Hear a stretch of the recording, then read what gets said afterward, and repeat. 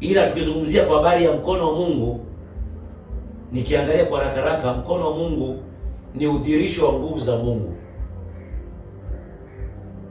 ni kile ambacho Mungu anachokifanya kwa mwanadamu, ndiyo maana ya mkono wa Mungu. Kwa hiyo ukisikia mkono wa Mungu kawa juu yake, ni kwa ajili ya kudhihirisha, ni kwa ajili ya kutenda muujiza fulani, ni kwa ajili ya kutatua changamoto, kuleta suluhu ya changamoto fulani. Ndiyo maana mkono wa Mungu unakuwa juu ya mtu. Ukisema Mungu akawatembelea, Mungu akatembea katika bustani ya Eden, ni Mungu kujifunua kwa hao watu. Bwana Yesu asifiwe.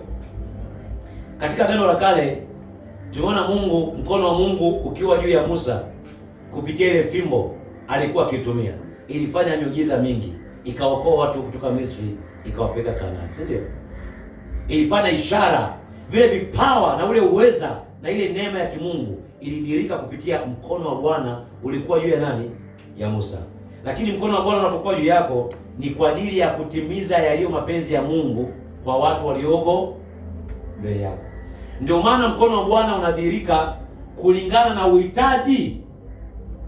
Pale panapokuwa na uhitaji labda wa uponyaji, wa uzima, pale panapokuwa na uhitaji wa afya, wa jambo fulani la kimungu, ndio mkono wa Bwana unakuwa juu ya. Ndio maana muda mwingine mtumishi wa Mungu akisema kuna ABC kinaendelea hapa, watu wanafikiri kwamba baadaye mtumishi akiwa relax of sin au amekaa pale anakunywa juice anacheka, hilo jambo litatokea. Haitokei.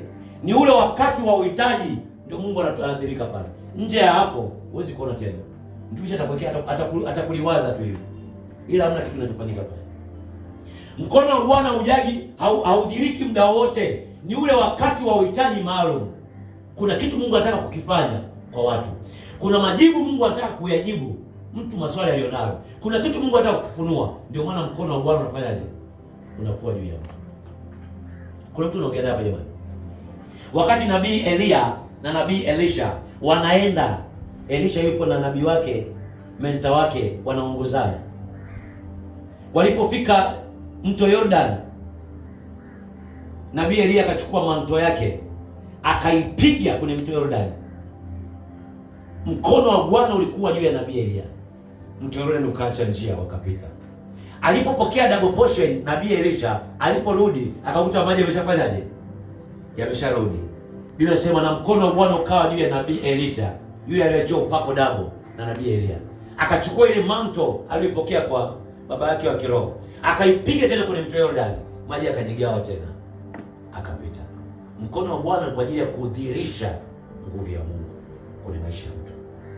Na mkono wa Bwana unapokuwa juu ya mtu, kwa mtu ambaye anajielewa, anaelewa, tunapaswa kuwa makini sana mkono wa Bwana unapokuwa juu ya, kwa sababu chochote tunachotangaza hata kwa bahati mbaya kinakuwa,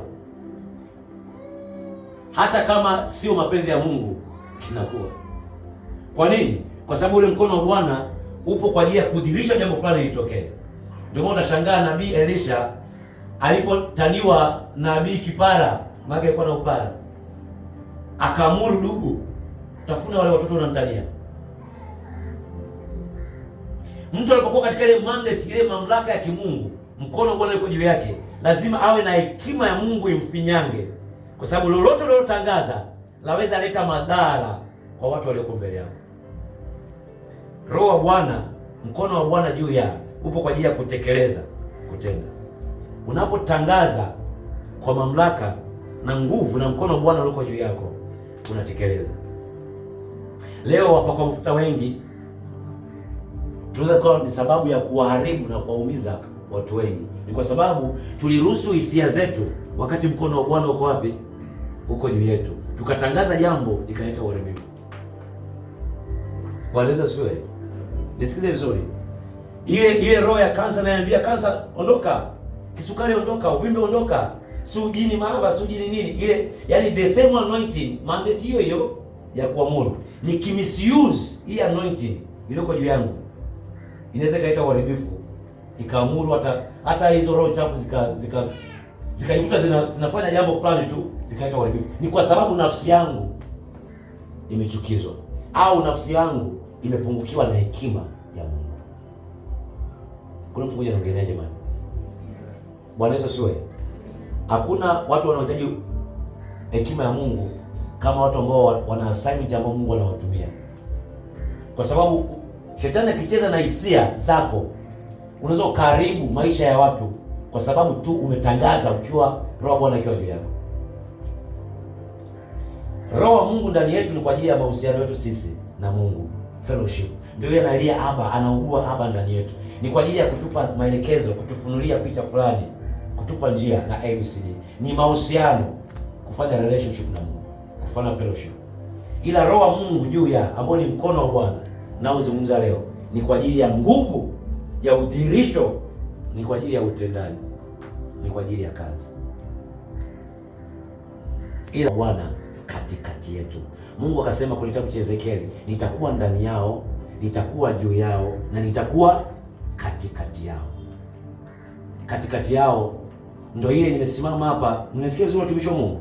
Nimesikia neno la imani ndani yangu au neno la maarifa limekuja ndani yangu. Nasema kuna mtu mmoja mitatu, kuna watu wanne, mmoja mitatu na tano hivi. Alafu naona nguvu ya Mungu inawagusa watu huko. Roho wa Mungu anachukua hili neno la maarifa au neno la imani, anadhihirisha kwa yule anayesikia huko katikati yetu. Bwana Yesu asifiwe.